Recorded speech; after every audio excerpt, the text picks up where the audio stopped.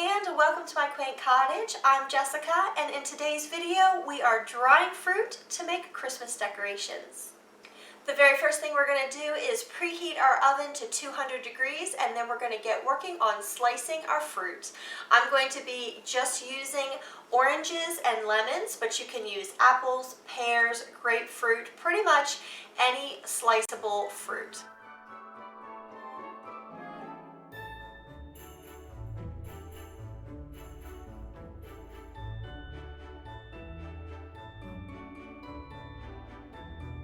Okay, that's done. Now I'm just going to pat these off and put them on a cookie sheet lined with parchment paper.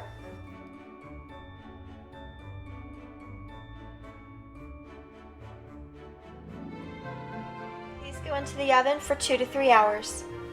These are nice and dry. They've been out of the oven for a while, so they are completely cooled off and they're ready to be used.